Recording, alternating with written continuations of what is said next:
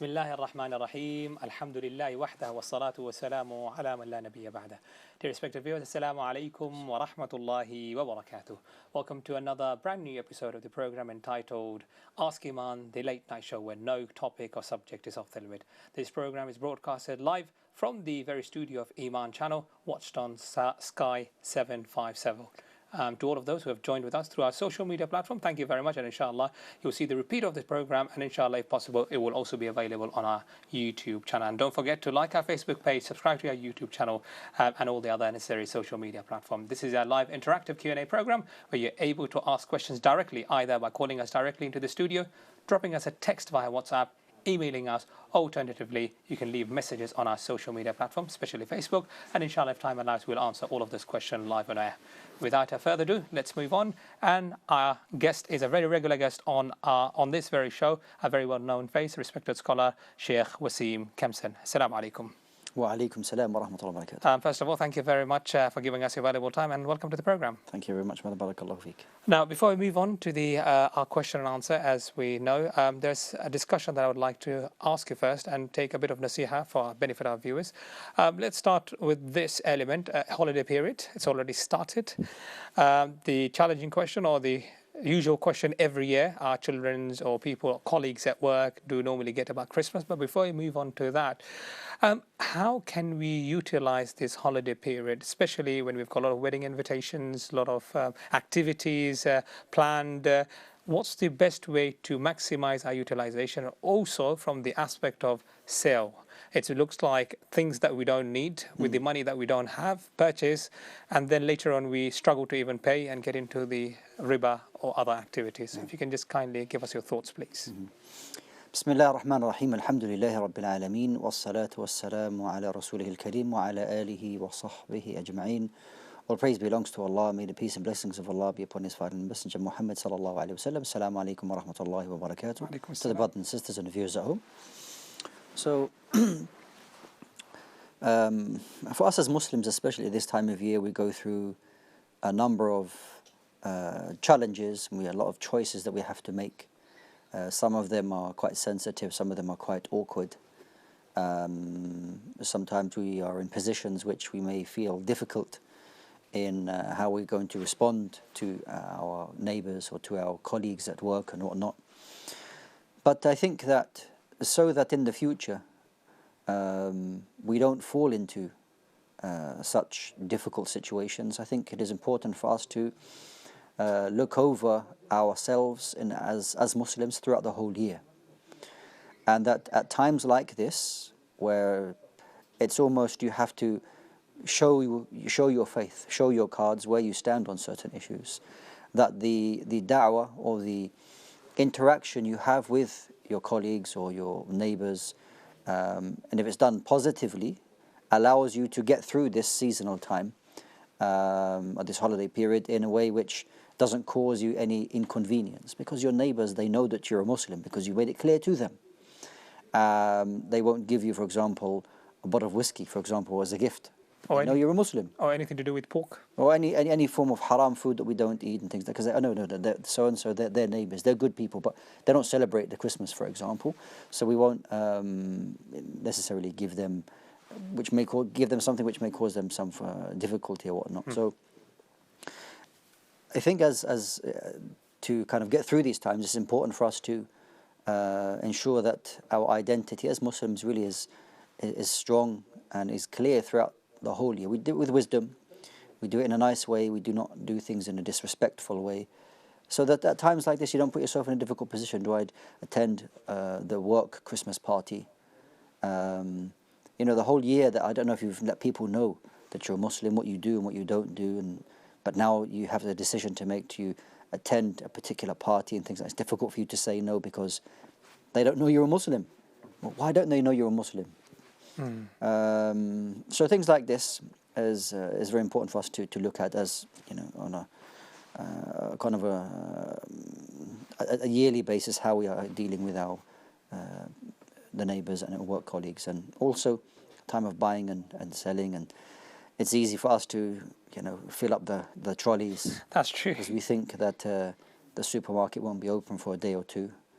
There's no need for you to do that, subhanAllah. And that's something that we need to be aware of, not to be wasteful, and to remember, especially with the youngsters. That's correct. Especially with our children, is to be a positive influence, and to be an influence which we want them to not to have a negative impact on them, because they are, as you know, there's a great saying as Al-Hasan al-Basri rahimahullah, that the tarbiyah, the teaching that you give to your children is like engraving on the stone. So it's very important that you're a good character, you have good Islamic ideals at this time, so it doesn't bring about any confusion in the lives of our children as well. Wallahu a'lam.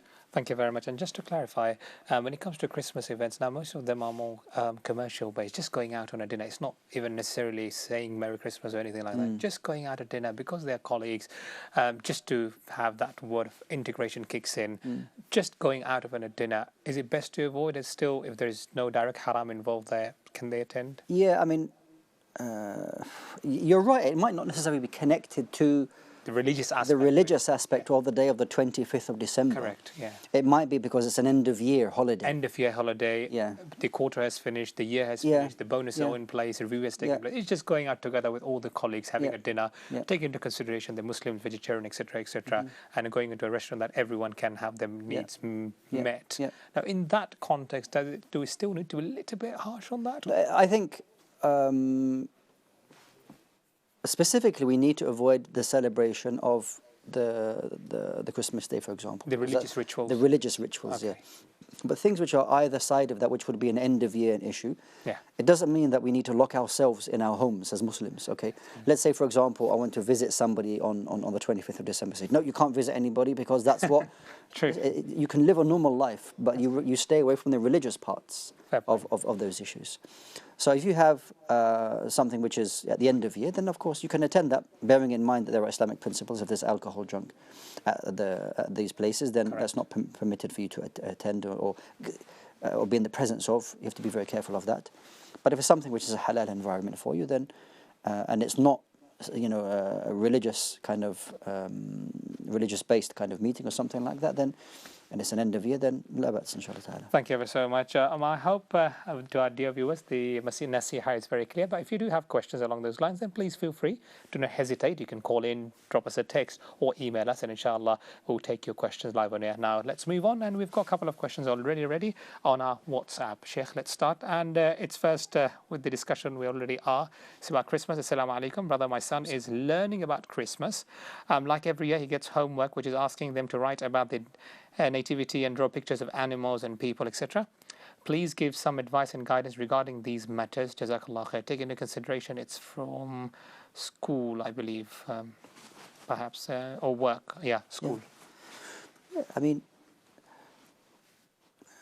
when you go to schools, that they will inevitably teach you about different religions. That's correct. And you know, you sign up to that when you go to school, so that's not a problem in essence, that you're going to write about what, for example, Christians would believe with regards to their celebrations. It's part of your work, it's part of your education, so you do that. It's not as though I can't write anything about it. It's the knowledge, it's a kind of knowledge, correct, that you will come across at schools and things like that. It's not a problem, inshallah ta'ala.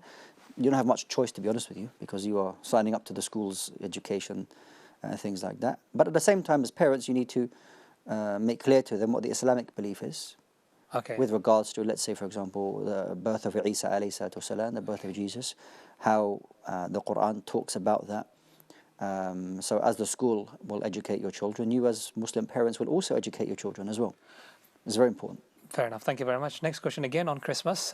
It's Christmas time now. From workplace, people give money and gifts. I'm Muslim. Will it be okay to take that money or gifts? So if people give you gifts at these times, and they're not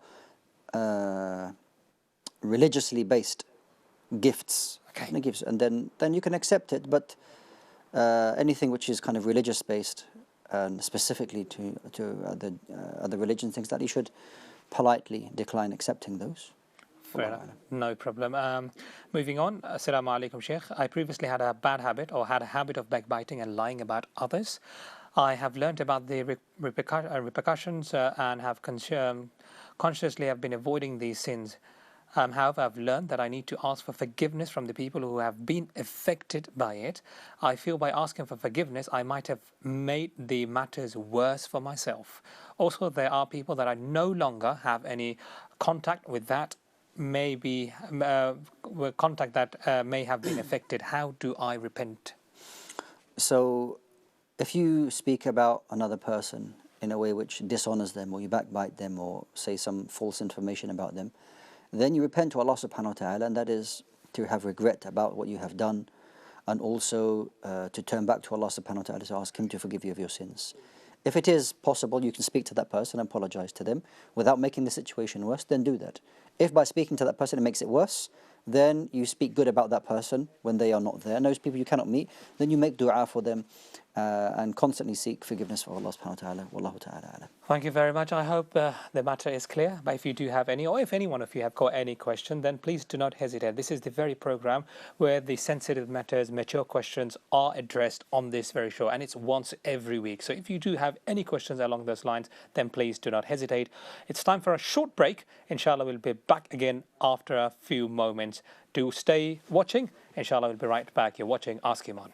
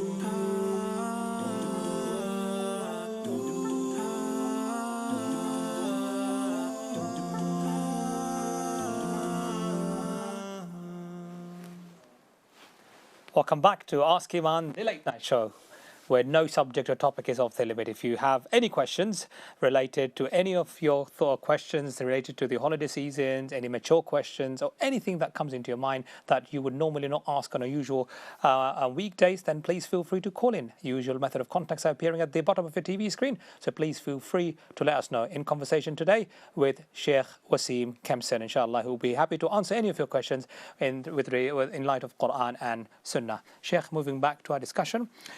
We've got next question ready already, and that's from a sister, and she's asking, I want to ask if Islam allows a Muslim girl to act in a film or a movie as a good character, but the movie isn't about Islam, film. Bismillah. Very interesting question, I must say, to start with. Yeah, is it allowed for a Muslim woman to be an actress in a non-Islamic film? If you rephrase it that way. Yeah, it kind of puts it in one sentence. I mean, Allahu A'lam. I don't know anything about the film, what it's about, what's the topic, what she's required to do, what her role is. So many things. I wouldn't be able to answer. Just to clarify for the benefit of viewers, if it had been a boy asking that question or a man asking that question? Be absolutely the same answer. Okay, thank you very much for clearing that. Moving on. Next question is a brother from Ghana, all the way from Ghana. Thank you very much for asking the question. And that is, are we judged for having bad thoughts? So we are not held accountable for the thoughts that come into our minds unless that person acts upon it. This is mentioned in various ahadith that we're not taken to account by the thoughts that may come into our minds. Walillah alhamdulillah, mercy from Allah subhanahu wa ta'ala. Ma lam ta'mal, as long as you do not act upon those evil thoughts. The shaitan may come to you, will make these thoughts come to you about thinking about evil and wrong things, but you're not taken into account for that. If this happens, you seek Allah's protection, seek refuge in Allah subhanahu wa ta'ala. No. Thank you very much for clarifying. Hope that clarifies, and thank you all the way from calling for dropping us a text from Ghana. And please feel free if there is any future question, then inshallah we'll be more than happy to answer. Moving on to the next question. Assalamu alaikum. Just wanted to find out about, or after performing the Hajj and returning home, does one need to slaughter an animal and distribute it to other for a safe return from the journey, or is there any sacrifices needed to be done? So only if a person, if they're performing Hajj Tamattu or Hajj Qiran, that there's a sacrifice that's required, which is part of the Hajj. Once you return home, then there's nothing upon you necessarily to make any other sacrifice, Wallahu A'lam. So there's nothing upon you to do that. There's nothing, and Allah is best. Thank you very much, Sheikh, for that. Next question, what is the next step in progressing in Deen after establishing the 5 pillars and implementing the Sunnah? Well, subhanallah, to implement the 5 pillars of Islam and implement the Sunnah in itself is something which is an ongoing kind of exercise on a daily basis, because from the 5 pillars you have the prayers. It is not something that you do and then you're done. Okay. 5 daily prayers are constantly, and you're doing that every single day of your life. Ramadan comes once a year, and if you're due to pay zakat, that happens once a year. And Hajj once in your lifetime if you have the means to do so. But implementing the pillars of Islam are something which is a continuous journey for you. Implementing the Sunnah is something that you do every day. Yeah, I think the brother or the sister is trying to, in fact, the brother is trying to ask a question in the context of love. I've established that Sunnah, I've established all the mandatory fundamental aspect of Deen in terms of Fard and Sunnah, whatever it is. Now, if I need to enhance my Iman, what is my next step? Yeah, so further. Okay, so if you're looking for something added to that, I mean, this is an ongoing kind of journey that you will have. I would also encourage you to focus on, things which affect the heart, softening your heart, appreciating the guidance of Allah subhanahu wa ta'ala, the blessings of Allah subhanahu wa ta'ala, to gain in taqwa, to have consciousness of Allah subhanahu wa ta'ala, to improve. So this will improve the obligations that you are fulfilling, as well as the sunnah and prayers that you are offering. So this is not just a ritual kind of act. You want this to be something which is very part of your essence, part of your existence. So focusing on matters of the heart, to love, hope and fear in Allah subhanahu wa ta'ala, trust and reliance in Allah azza wa jal. And this, inshallah ta'ala, will help you attain, the khushu', the tranquility, the peace that you will have in your worship. Wallahu ta'ala alam. Thank you very much for clarifying that. What about gaining knowledge and with that implementing it through actions? Naam, so first and foremost, you start with the Quran. Try to memorize the Quran. Try to understand as much of the Quran as you can. Try to also, if you find teachers, it's very important to have teachers with the Quran. And similarly with halal and haram, that's to do with fiqh, for example, when that's to do with your daily worship or transactions or to do with family matters. It's very important for you to know this. Also matters of aqeedah and belief, to ensure that you have the correct belief with regards to the articles of faith, with regards to your belief in Allah, the angels, the books, the messengers, qadr, yawm al-qiyamah, and so on, the paradise and the hellfire. These are all things, inshallah ta'ala, you can continue with your studies. Okay, thank you ever so much. I hope that answers your question. Now, moving on, let's now move on next to our caller. We've got more text, but inshallah, we'll be addressing it after the caller. Assalamu alaikum.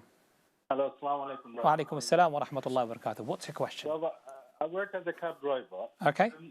I do get greetings something like Merry Christmas Okay. from my customer. Okay, fair But enough. sometimes, I know as a Muslim we're not supposed to say that, but I feel very shy to say to them. So I don't know to say sometimes, just... Okay, what to say in return? Yeah, return. Sometimes Okay. I should have explained to them, but at the end of the day, they're my customers, so I don't know if they're going to... Fair point. Fair point. Very valid question. And I can tell you, you're not the first one, and surely you'll not be the last one. Any other question? No, bro, that's Thank you ever so much. Now, Sheikh, just to elaborate that question, thank you ever so much for asking such an important question at an important time like this. And inshallah, our Sheikh will be addressing this in a moment. Just to clarify, obviously, he's talked about cab driver. It applies to all office works in city, colleges, universities, schools, everywhere. Because people say, a lot of people, when they say it, I'm assuming in general, what I see, or perhaps you may elaborate on that there is no intention of the religious understanding, just a cultural way of saying Merry Christmas or anything, etc., etc. Sure. And now it becomes so rude, or sometimes we're put in a challenging position, especially when it comes from a boss, line managers, as the viewers have suggested, customers, etc. It would look like I am trying to give out the bad image of Islam. So you've got one aspect of that, and the other aspect of that, I'm very firm and still, and this is my deen. As a Muslim, I'm not allowed to say it. Yeah. Now, how do you balance that and address the brother's question? Yeah, it's a very good question. May Allah bless the brother. And I think, as you rightly mentioned, it impacts so many different people. That's correct. I think first and foremost, we need to be prepared. If you're not prepared, then you fall into a situation where I don't know what to say, or I feel I need to explain myself. Sorry, I can't say Happy Christmas to you, and it gets into some big long discussion. You don't need to say things like this. If you prepare yourself, you can have small little phrases which reply to them, which for sure they won't take offense to. Correct. And they won't start interrogating you, why didn't you say that phrase back to me? Okay, so if somebody says to you, Merry Christmas, Happy Christmas, and you say something to them, have a good break, have a good holiday, have a good day, you have a good day, and things like that. Excuse me, why didn't you repeat what I said to you?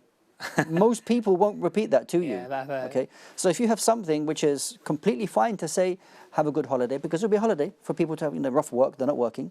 What about thank you very much, same to you, and have a nice holiday? No, I'm not saying the same to you. Oh, I don't say the same to you, because that's reciprocating the what they have said to you in terms of Happy Christmas, Merry Christmas, which is a celebration, which is something contrary to Islamic beliefs. Okay, so you having something like have a good day, have a good holiday, I hope around these phrases, use your initiative, something like that. But there's no need for you should not repeat Merry Christmas or Happy Christmas or same to you, thank you, or let's say thank you, okay, fine, thank you. But to repeat something which won't cause any kind of embarrassment. Just to clarify there, because I've heard on a lot of radio channels, or a radio channel especially, that the presenters would say, although I don't celebrate Christmas, but happy holidays to you. Yeah. So yeah, I mean, it's a holiday time for everybody really, because people don't work and things like that. Most people don't. And of course, there may be people who work on the 25th due to whatever kind of job they have. But don't feel embarrassed. Don't feel shy. There are many things you can say which don't cause an issue, inshallah. Fair enough. And you've used the word before in the previous segment about hikmah, wisdom. So yeah, be wise. Be wise, inshallah. Thank you very much. I hope that answers your question, inshallah. Now moving on to the next caller. Assalamu alaikum. Assalamu alaikum. Alaikum salam. Yes, sister, your question, please. Okay, bear with me, please. It's taken me a lot of courage to actually call in today. So I just really want to give you a true picture before I ask the question so I can get a proper answer, inshallah. What I really wanted to know was, while growing up in this country, although I was born into a Muslim family, my parents didn't really practice Islam, and there was a great deal of domestic abuse, to the extent that, it was quite, say, traumatic for everybody involved. And we didn't really get a lot of involvement from our parents while we were growing up. So there was a lot of social isolation. There was no really interest in us. I think my mum, on reflection now, was probably suffering from a lot of depression. And in those days, obviously, I think it wasn't really very well recognised. As a result now, as adults, I mean, I'm nearly 40 and, I've got brothers and sisters around the same age. We all suffer from mental health problems. My brothers have been diagnosed with clinical mental health, diagnosis. And Excuse me, sister. Sister, sorry, I have to interrupt you. It's time for a break. I don't want to lose you because it's a very important phone call. Please stay online. I'll take your call when we come back from the break. My dear viewers, it's time for a short break, inshallah. When we come back, we'll take the sister's call, inshallah, first. Assalamu alaikum.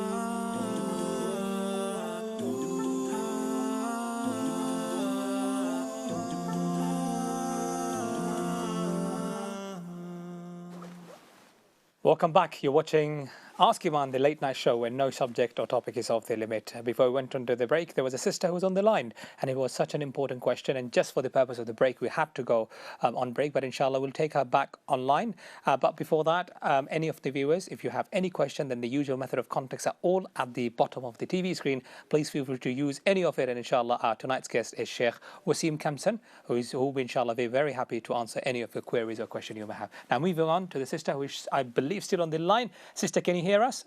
Assalamu alaikum.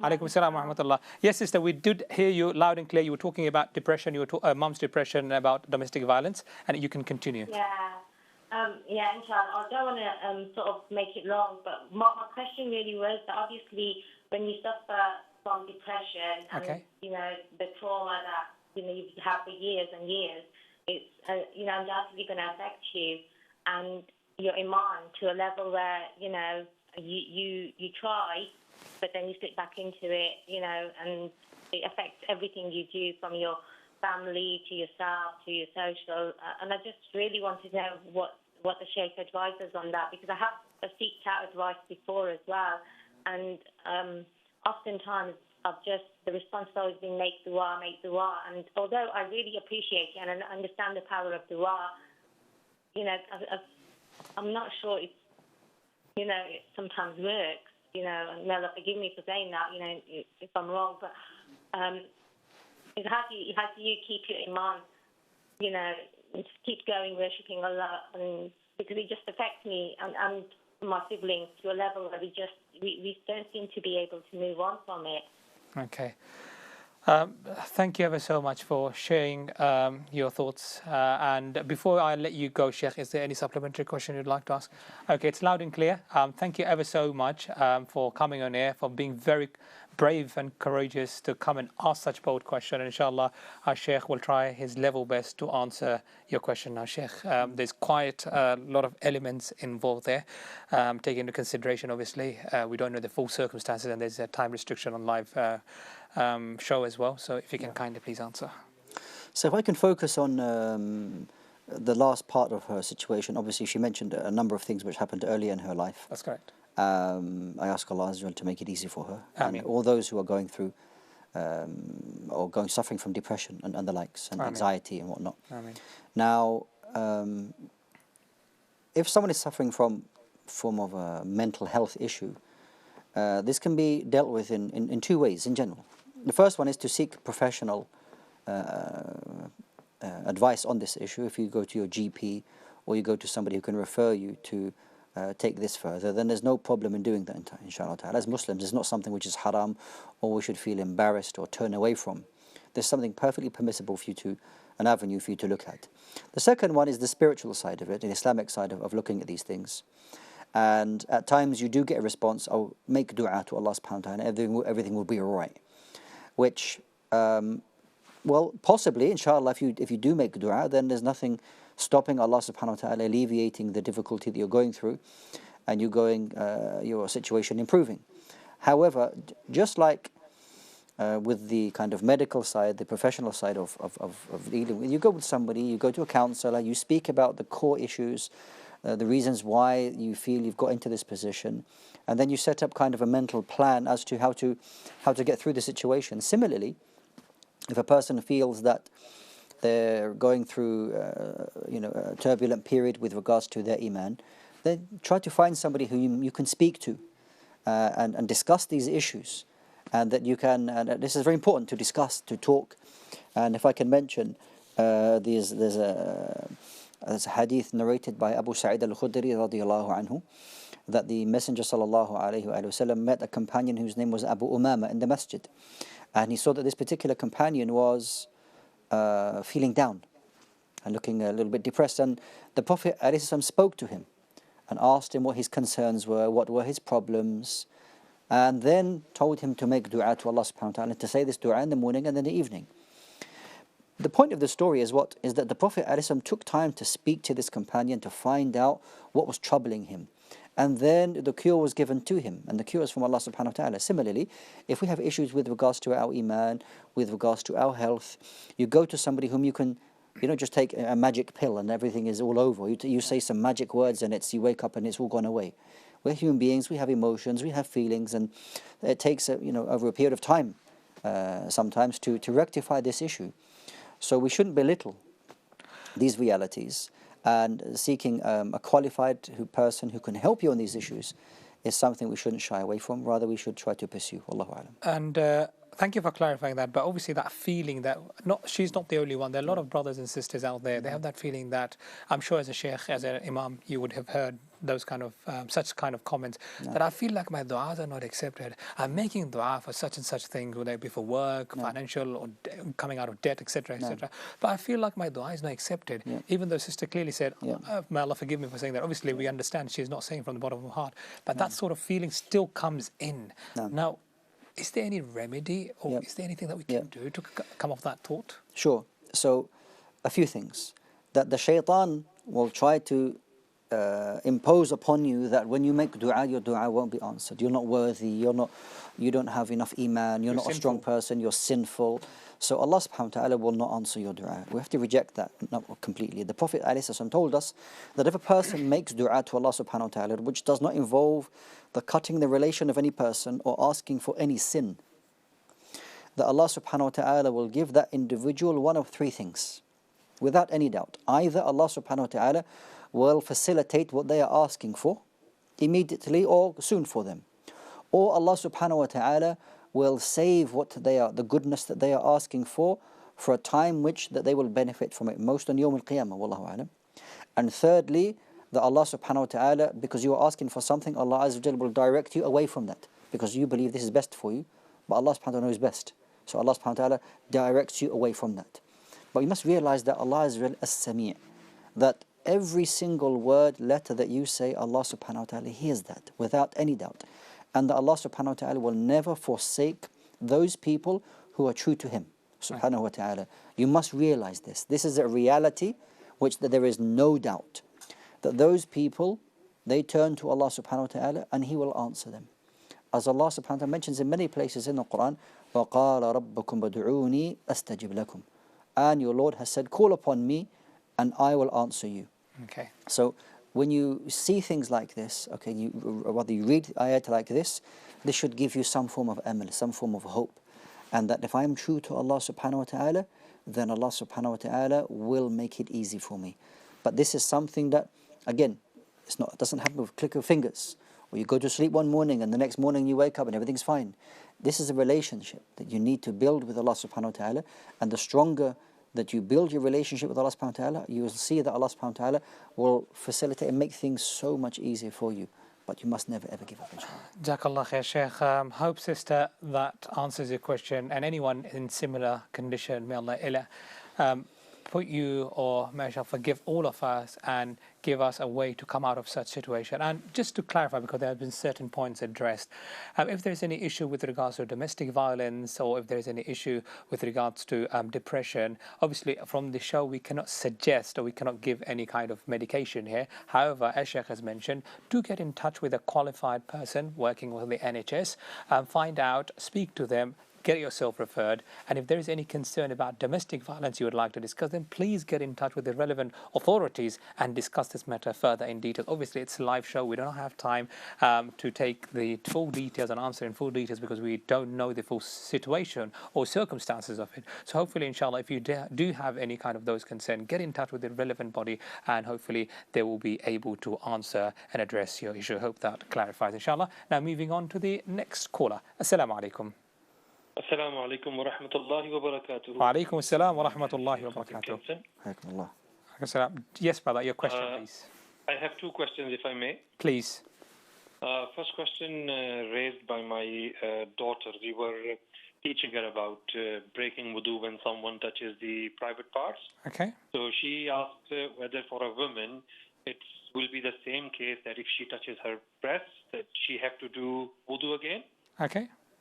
The second question is if we hear about a tragedy related to a non-Muslim or death of a non-Muslim, are we allowed to say Inna lillahi wa inna ilayhi raji'un, or is that not permissible? Fair point. Any other question? No, that's it for the moment. Jazakallah khair. Assalamu alaikum. Very clear. Thank you ever so much for asking such an important question. And Sheikh, before you address the first question, And before we address this, obviously, time will be coming up for a break, so we'll be taking the first question first. Obviously, a brave father discussing this kind of subject with their daughter, we have to comment on that. Obviously, it's a challenging matter to discuss that subject with our children. So we can start with the first question, please. Okay, so the narrations which talk about if one touches their private part, then that nullifies the wudu. That would not include if a woman was to touch her chest. Okay. Okay. Bear in mind, if there's clothing between you and your skin, okay, like I'm wearing clothing here, okay, and you touched your private part with the barrier between you, that does not nullify your wudu. Only if it's skin on skin. But touching the chest for a female does not nullify the wudu. It's only the private part. Okay, thank you. Thank you ever so much. I think we may be able to answer the next question if in short. What about inna lillahi wa inna ilaihi raji'un to a non-Muslim? Yeah, if you understand the meaning, inna lillah, that we belong to Allah and to Him we will return. So there's no problem in saying that, inshallah ta'ala. Wallahu ta'ala. Jazakallah khair, Sheikh. Hope that answers your question. It's time again for another break. If you do have any questions, and all the methods of contact are appearing at the bottom of your TV screen, please feel free to ask, and inshallah we will be more than happy to answer your question. And also, this is the very program where we discuss the mature questions. Any question that you think is not appropriate to ask on a weekdays, then this is where you ask those questions. Inshallah, we'll be right back after a few moments. Do stay tuned with us. You're watching Ask Eman, the late night show.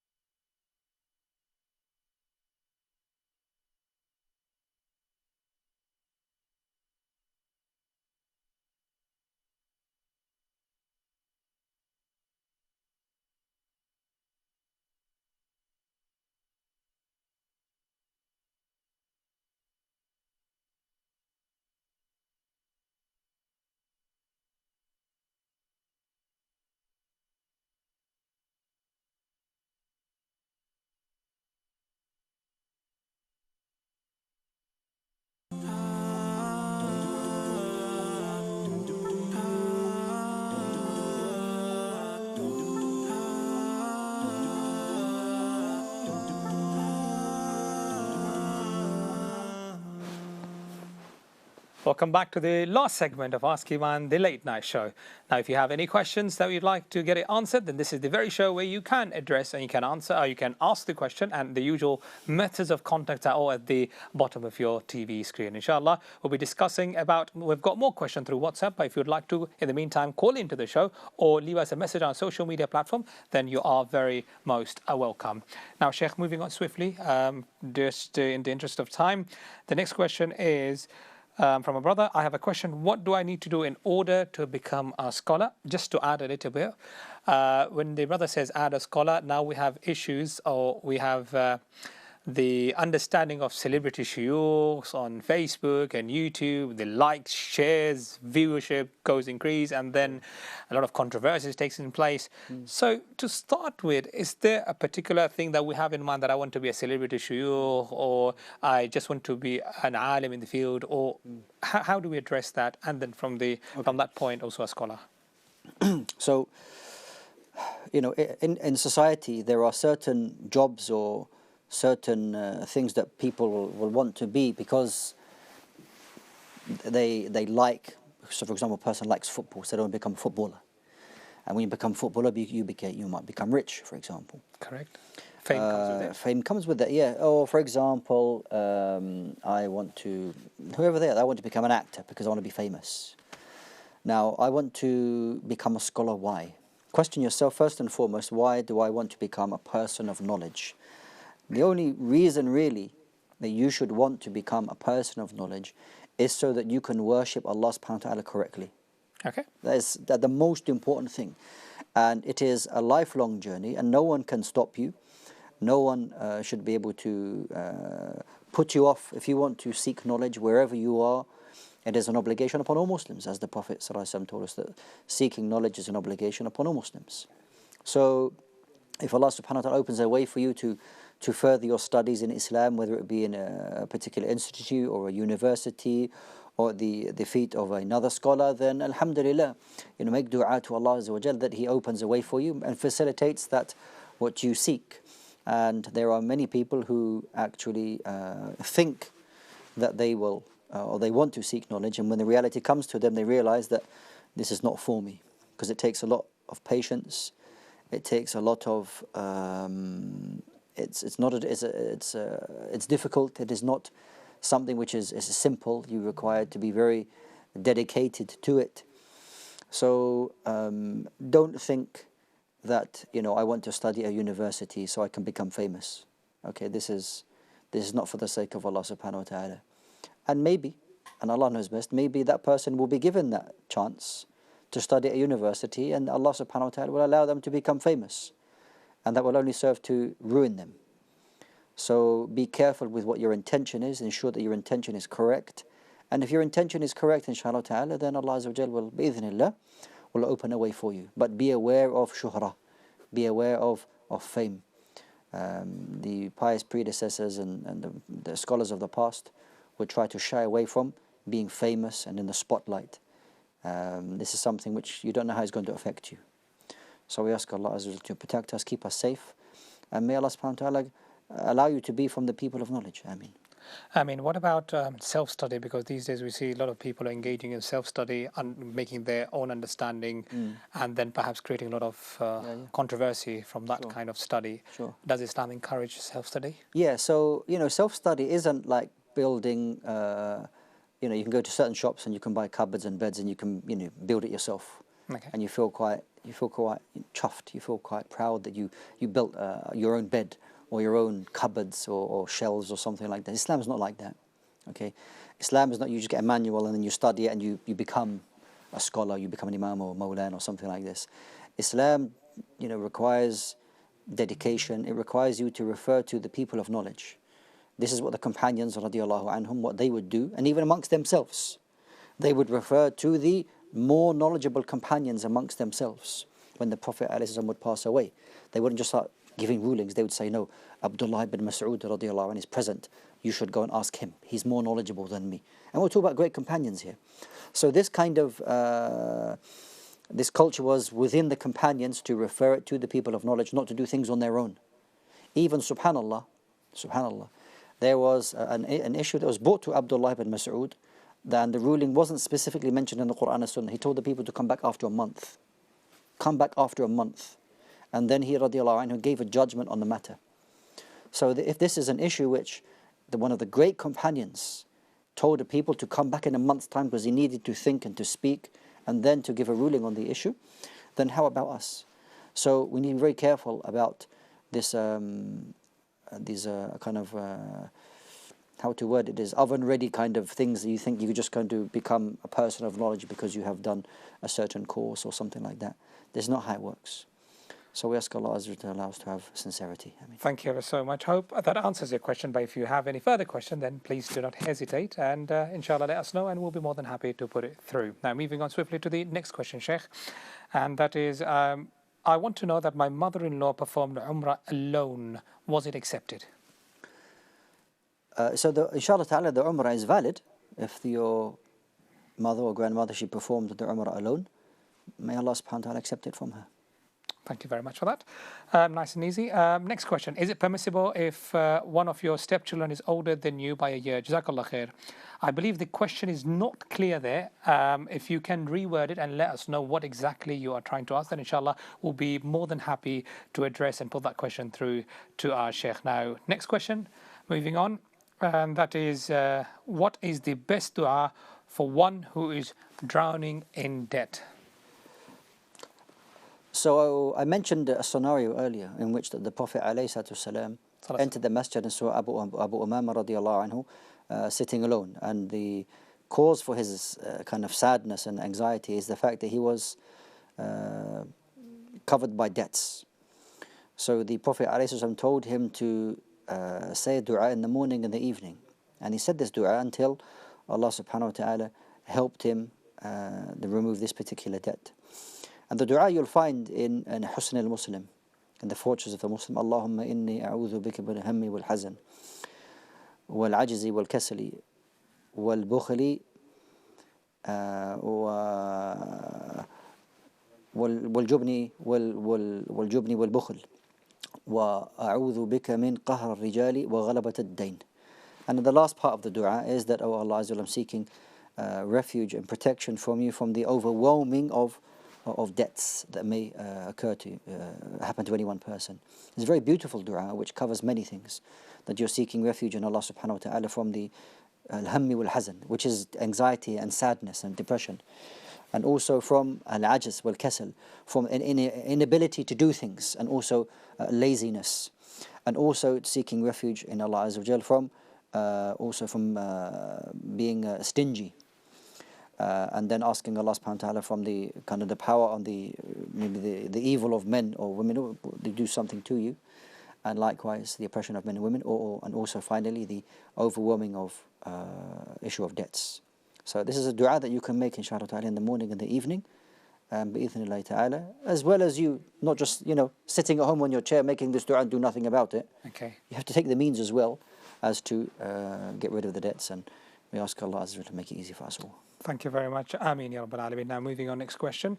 Can you divide your yearly zakat among needy family members in your home country, example in country of origin? No. So at the time when zakah is due, it needs to be given at that time. You can't delay giving it. You can't say, for example, I'm going to give it one this month and then next month, and you need to get rid of it and give it to those who are deserving of the zakah. If you yourself you're unable to distribute the zakah immediately, remove that responsibility, purify your wealth, then give it to a trustworthy individual or organization who can take care of that amount of zakah, and it can be distributed to those who are deserving of the zakah. But it's not for you to give it in piecemeal like this. Thank you very much. Now the next question is it permissible to not fast if GCSE are during Ramadan? Well, if a person has reached the age of fasting, it becomes an obligation upon them, then having an exam is not an excuse not to fast. If you are ill, you are a traveler, then you are permitted to break your fast and make it up at a later time. But an exam is not a valid excuse for you to not fast. Wallahu a'lam. Thank you. Next question. How to focus on yourself and be strong when you have no friends? It's from a sister. So may Allah subhanahu wa ta'ala make it easy for you, sister. Some of us are more social than others.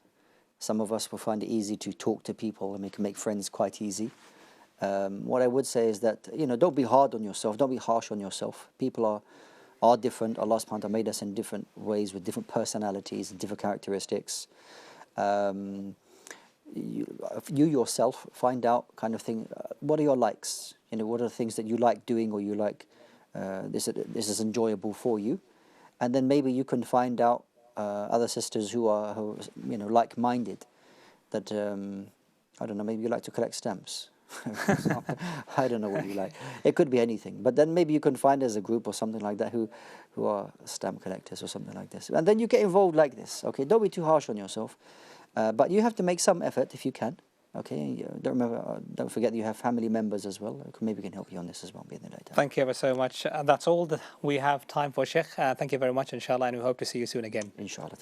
With this, my dear viewers, we have come to the conclusion of our tonight's discussion. Inshallah, I'll join you back again next week. But before that, we wish you all the best and hope you have a nice and fantastic holiday. But don't forget to tune in back again next week, Ask Eman, the late night show. And don't forget to like Facebook page and subscribe to our YouTube channel. Wassalamu alaikum wa rahmatullahi wa barakatuh.